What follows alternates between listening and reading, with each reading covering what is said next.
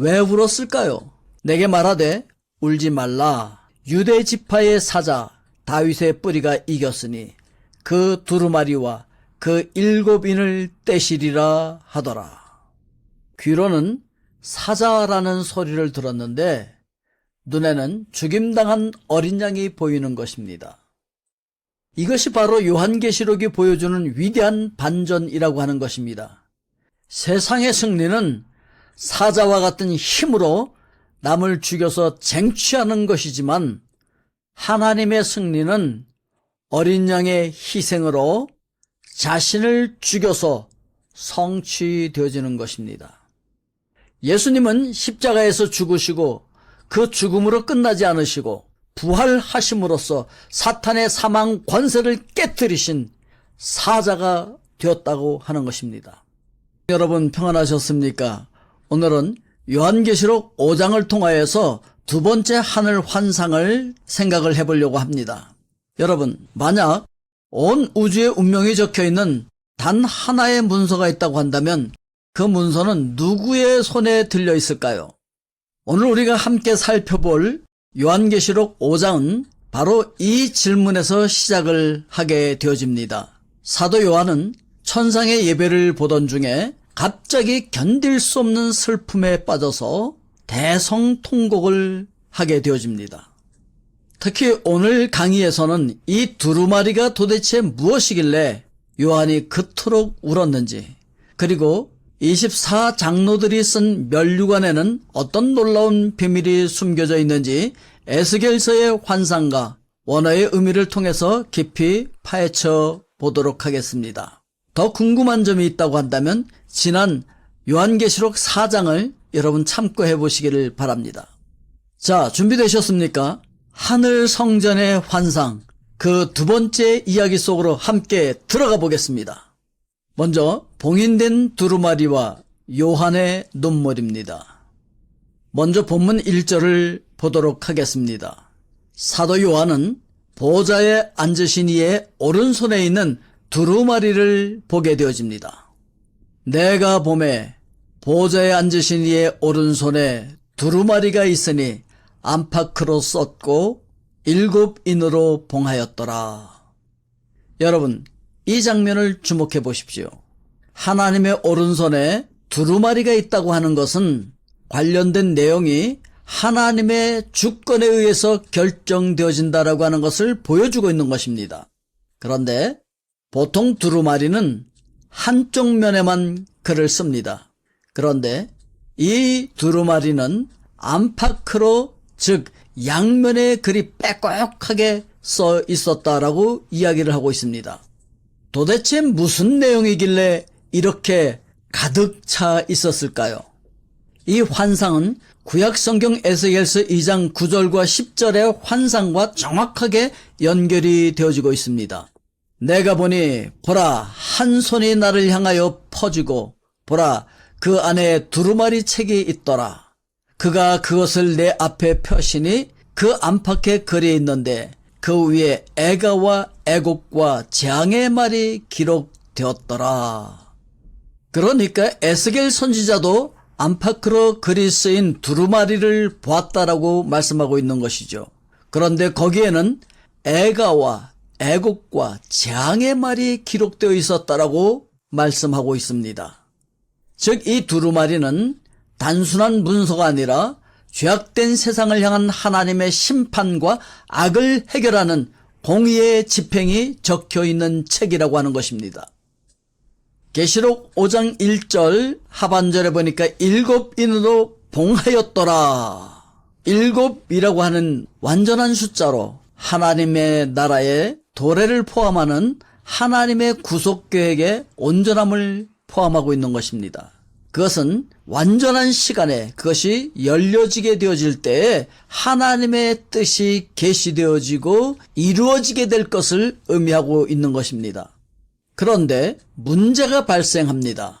요한계시록 5장 2절과 3절 말씀에 보면은 또 봄에 힘있는 천사가 큰 음성으로 외치기를 누가 그 두루마리를 펴며 그 인을 떼기에 합당하냐 하나 하늘 위에나 땅 위에나 땅 아래에 능히 그 두루마리를 펴거나 보거나 할 자가 없더라.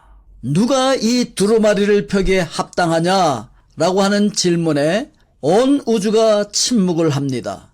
하늘 위, 땅 위에, 그리고 땅 아래 그 누구도 이 봉인을 뗄 자격이 없다라고 하는 것입니다. 그래서 이때 요한은 크게 울었다라고 기록을 하고 있는 것입니다. 요한계시록 5장 4절 말씀에 보면은 그 두루마리를 펴거나 보거나 하기에 합당한 자가 보이지 아니하기로 내가 크게 울었더니. 왜 울었을까요? 단순히 내용이 궁금해서 울었을까요?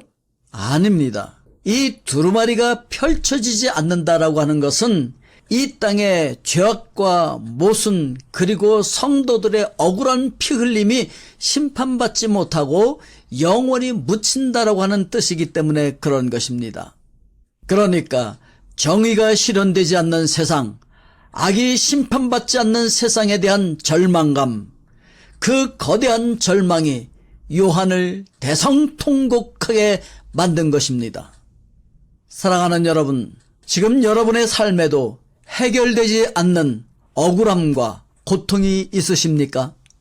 요한의 눈물은 바로 정의를 갈망하는 우리 모두의 눈물이라고 할 수 있는 것입니다.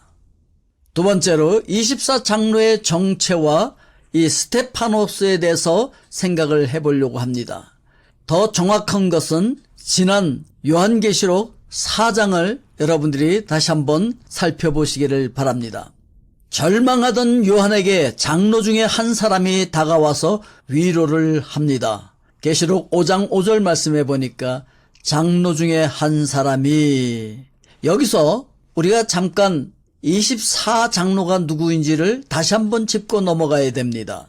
요한계시록 4장과 5장에 등장하는 이 24장로는 흰 옷을 입고 머리에 금관을 쓰고 있다라고 했습니다.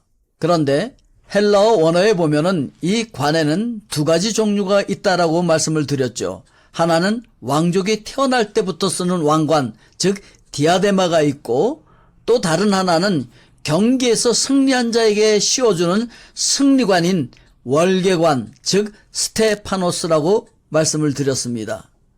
정말 놀랍게도 본문에서 24장로가 쓰고 있는 관은 디아데마가 아니라 바로 스테파노스라고 말씀을 드렸죠. 디모데후서 4장과 야고보서 1장을 보면은 이 스테파노스는 누구에게 주어지는지를 우리에게 설명하고 있습니다. 첫째, 선한 싸움을 싸우고 달려갈 길을 마친 자에게 주어집니다. 그리고 믿음을 끝까지 지킨 자에게 주어집니다. 세 번째, 시험을 참고 견딘 자에게 이 스테파노스가 주어진다라고 설명을 하고 있습니다. 즉 24장로는 천사가 아니라 바로 이 땅에서 믿음의 선한 싸움을 싸워서 이기고 승리한 구원받은 성도들, 곧 저와 여러분을 대표하는 존재라고 하는 것이죠. 그리고 나중에 이들이 자기의 관을 보좌 앞에 벗어드린다라고 10절에서 기록을 하고 있습니다. 이건 무슨 뜻이라고 말씀을 드렸습니까? 이것은 바로 이런 뜻이라고 했죠. 하나님, 제가 잘나서 이 상을 받은 게 아닙니다. 주님의 은혜로 이길 수 있었습니다. 라고 하는 겸손한 고백인 것입니다. 여러분, 우리 모두가 나중에 천국에 가서 이 스테파노스를 쓰게 될 주인공임을 믿으시기를 바랍니다. 아멘. 세 번째, 사자와 어린 양의 역설에 대해서 생각을 해보려고 합니다. 다시 본문으로 돌아가 볼까요? 장로가 요한에게 말을 합니다. 요한계시록 5장 5절 하반절입니다. 내게 말하되 울지 말라. 유대 지파의 사자 다윗의 뿌리가 이겼으니 그 두루마리와 그 7인을 떼시리라 하더라. 유대 지파의 사자라고 하는 것은 유다 지파로부터 난 사자를 이야기하고 있는 것입니다. 창세기 49장 9절 말씀에 보면 이렇게 기록하고 있습니다. 유다는 사자 새끼로다. 내 아들아, 너는 움킨 것을 찢고 올라갔도다. 그가 엎드리고 웅크림이 수사자 같고 암사자 같으니 누가 그를 범할 수 있으랴. 그리고 다윗의 뿌리에 대해서는 이사야서 11장 1절과 10절에서 이렇게 이야기하고 있습니다. 이새의 줄기에서 한 싹이 나며 그 뿌리에서 한 가지가 나서 결실할 것이요. 10절 말씀에 그날에 이새의 뿌리에서 한 싹이 나서 만민의 기치로 설 것이요. 열방이 그에게로 돌아오리니 그가 거한 것이 영화로우리라. 오랫동안 유대인들에 의해 위의 구절들은 메시아의 오심을 기대하는 근거로 취급이 되었었습니다. 요한은 이 말을 듣고 사자를 기대하며 고개를 돌렸을 것입니다. 아마 로마 제국을 단숨에 박살낼 힘센 정복자를 기대했을 것입니다. 그런데 6절에서 요한의 눈에 보인 것은 사자가 아니었습니다. 내가 또 보니 보좌와 내 생물과 장로들 사이에 한 어린 양이 서 있는데 일찍이 죽임을 당한 것 같더라. 이것이 바로 요한계시록이 보여주는 위대한 반전이라고 하는 것입니다. 귀로는 사자라는 소리를 들었는데 눈에는 죽임당한 어린 양이 보이는 것입니다. 세상의 승리는 사자와 같은 힘으로 남을 죽여서 쟁취하는 것이지만 하나님의 승리는 어린 양의 희생으로 자신을 죽여서 성취되어지는 것입니다.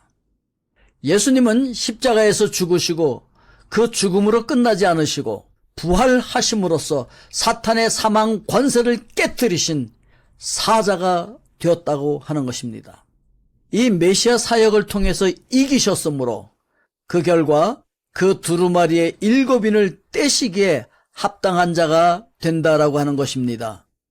계시록 5장 6절 중반절에 보면은 그에게 7뿔과 이것은 어린 양이 7뿔을 가지고 있다라고 하는 것인데 7이라고 하는 숫자와 함께 완벽한 권세와 능력을 소유하고 완전한 승리를 이루신 분이심을 의미하고 있는 것입니다. 계시록 5장 6절 하반절에 보면은 7 눈이 있으니 이 눈들은 온 땅에 보내심을 받은 하나님의 7 영이더라. 성령은 그리스도의 구속의 사역을 온 땅에 적용하는 역할을 하고 계시는 것입니다. 그러니까 오직 여호와의 신을 통해서만 하나님의 뜻을 이루는 것이 가능하다고 하는 원리가 이 요한계시록의 본문에 반영되고 있는 것입니다. 스가랴서 4장 6절 말씀에 보면 이렇게 기록을 하고 있습니다. 그가 내게 대답하여 이르되 여호와께서 스룹바벨에게 하신 말씀이 이러하니라. 만군의 여호와께서 말씀하시되 이는 힘으로 되지 아니하며 능력으로 되지 아니하고 오직 나의 영으로 되느니라. 또한 고린도전서 12장 3절 말씀에 이렇게 기록하고 있습니다.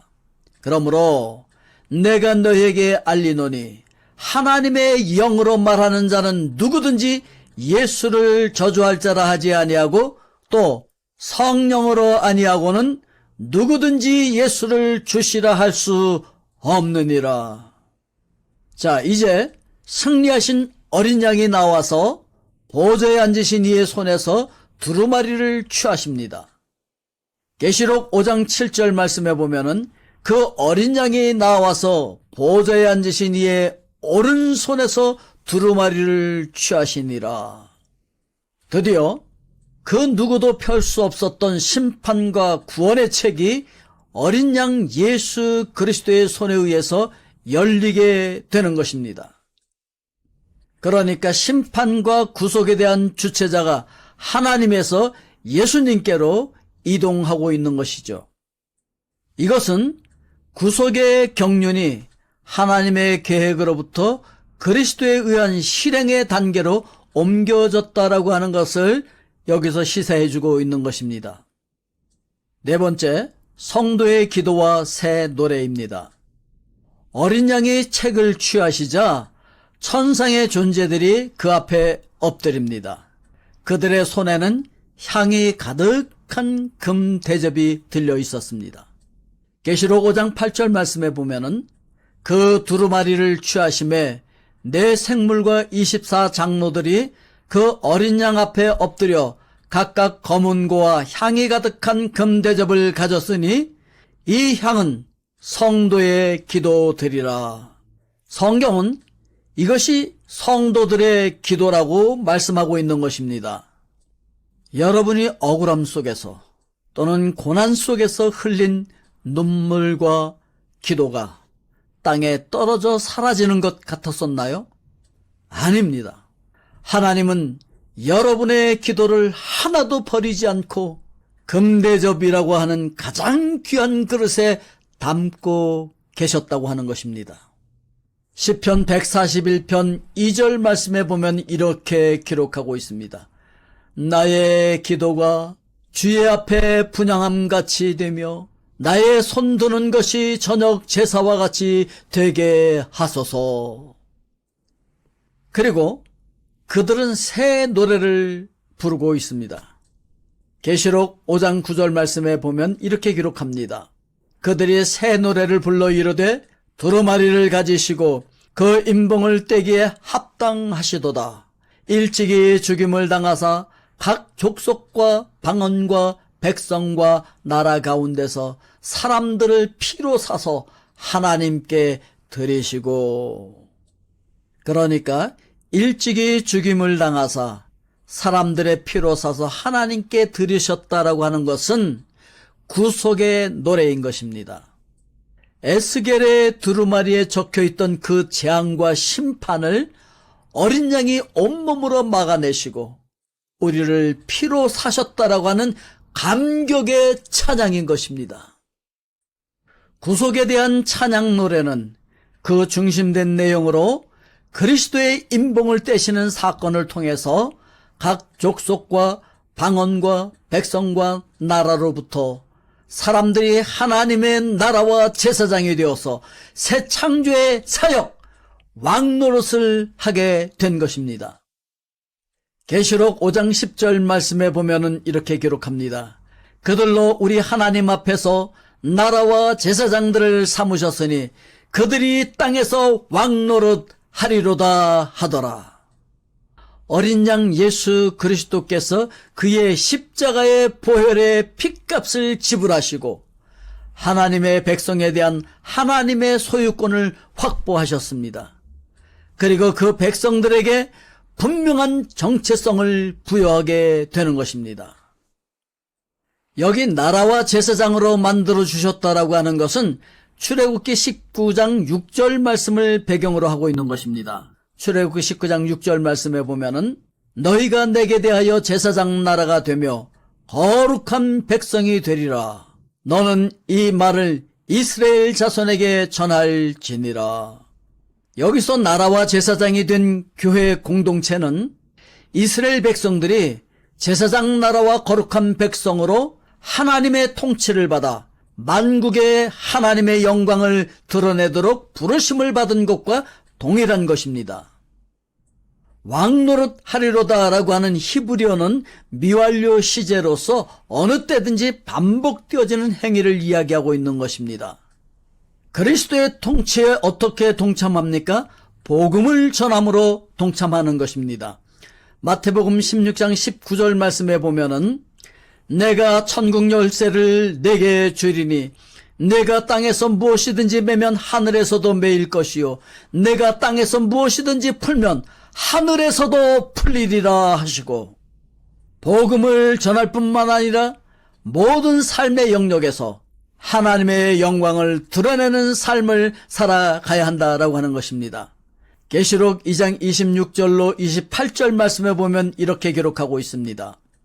이기는 자와 끝까지 내 일을 지키는 그에게 만국을 다스리는 권세를 주리니 그가 철장을 가지고 그들을 다스려 질그릇 깨뜨리는 것과 같이 하리라. 나도 내 아버지께 받은 것이 그러하니라. 내가 또 그에게 새벽별을 주리라. 에덴 동산에서의 아담과 하와처럼 다스리고 정복하는 만물에 대한 왕권을 회복하는 것입니다. 창세기 1장 28절 말씀에 보면은 하나님이 그들에게 복을 주시며 하나님이 그들에게 이르시되 생육하고 번성하여 땅에 충만하라. 땅을 정복하라. 바다의 물고기와 하늘의 새와 땅에 움직이는 모든 생물을 다스리라 하시니라. 물론 이것은 예수님의 재림 후에 교회의 상황을 이야기하고 있는 것입니다. 계시록 22장 5절 말씀에 보면은 다시 밤이 없겠고 등불과 햇빛이 쓸데없으니 이는 주 하나님이 그들에게 비추심이라. 그들이 세세토록 왕노릇 하리로다. 재림 후에 교회의 상황을 이야기하고 있습니다. 그러나 동시에 예수 그리스도의 초림 이후에 하나님의 백성으로서 회복되어진 교회 공동체가 아담과 하와가 에덴 동산에서 왕권을 위임받아서 하나님의 왕권을 드러내며 살도록 부르심을 받았던 것처럼 이 시대에 교회 공동체가 왕권을 행사하면서 살아가도록 부르심을 받은 특권이자 책임이라고 하는 것입니다. 11절부터 14절까지는 어린 양께 올리는 예배의 찬양입니다.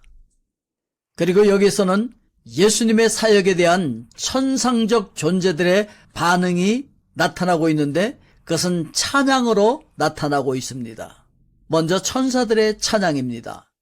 계시록 5장 11절 말씀에 보면은 내가 또 보고 들음에 보좌와 생물들과 장로들을 둘러선 많은 천사의 음성이 있으니 그 수가 만만이요 천천이라. 여기서 천천 만만은 무수히 많은 숫자를 의미하고 있는 것입니다. 그 찬양의 내용이 무엇입니까? 계시록 5장 12절 말씀에 보면은 큰 음성으로 이르되 죽임을 당하신 어린 양은 능력과 부와 지혜와 힘과 존귀와 영광과 찬송을 받으시기에 합당하도다 하더라. 그리고 피조물의 찬양이 나옵니다. 계시록 5장 13절 말씀에 보면은 또 들으니 하늘 위에와 땅 위에와 땅 아래와 바다 위에와 또 그 가운데 모든 피조물들이 이르되 보좌에 앉으신 이와 어린 양에게 찬송과 존귀와 영광과 권능을 세세토록 돌릴지어다 하니 어린 양 되신 예수 그리스도께서는 하나님과 동등된 분으로서 하나님께 드려지는 모든 찬양의 제목 그대로 찬양을 받으시기에 합당하신 분이시다라고 하는 것입니다. 더 나아가서 하늘에서 일어나는 일임에도 불구하고 하늘 위에와 땅 위에와 땅 아래와 바다 위에와 그리고 그 가운데 모든 만물이 하나님과 어린 양 예수 그리스도를 찬양하고 있는 것은 천상적인 관점에서 바라본 하나님의 창조의 회복과 구속의 계획과 그것을 이루시는 어린 양 예수 그리스도의 죽으심에 대한 우주적인 반응이 어떠함을 보여주고 있는 것입니다. 왜 이러한 우주적인 반응이 중요할까요? 그것은 바로 책의 인을 떼시는 어린 양의 구속 사건의 성취는 창조의 회복을 가져오기 때문에 그런 것입니다. 썩어짐에 복종하며 탄식하던 모든 피조물이 이제 그 모든 짐을 벗고 온전한 가운데 존재할 수가 있는 때가 이제 시작되었기 때문에 그런 것입니다. 로마서 8장 21절과 22절 말씀에 이렇게 기록하고 있습니다. 그 바라는 것은 피조물도 썩어짐의 종로로 단 데서 해방되어 하나님의 자녀들의 영광의 자유에 이르는 것이니라. 피조물이 다 이제까지 함께 탄식하며 함께 고통을 겪고 있는 것을 우리가 아느니라. 완성된 것은 아니나 그 성취가 이루어졌고 예수님의 재림으로 이제 완성되어질 것입니다. 이제 모든 만물들의 찬양에 대해서 요한계시록 5장 14절에서 이렇게 말씀합니다. 내 생물이 이르되 아멘 하고 장로들은 엎드려 경배하더라. 결론 및 적용을 하도록 하겠습니다. 사랑하는 성도 여러분, 이제 말씀을 맺겠습니다. 오늘 우리는 봉인된 두루마리 앞에서 울고 있던 요한을 보았습니다. 하지만 그의 눈물은 곧 찬송으로 바뀌었습니다. 왜냐하면 죽임당하신 어린 양이 그 두루마리를 취하셨기 때문인 것입니다. 세상은 여전히 두루마리가 닫힌 것처럼 답답하고 정의가 없어 보일 수 있습니다. 하지만 기억하십시오. 이미 어린 양 예수 그리스도께서 그 인을 떼셨습니다. 역사는 주님의 손 안에 있습니다. 우리는 이제 장차 스테파노스의 승리의 면류관을 쓸 자들인 것입니다. 지금 삶이 힘들고 억울하더라도 여러분의 기도가 금대접에 담기고 있음을 기억하십시오. 고난 속에서도 믿음을 지키며 승리하신 어린 양을 따라가는 저와 여러분이 되기를 주님의 이름으로 축복합니다. 아멘. 할렐루야.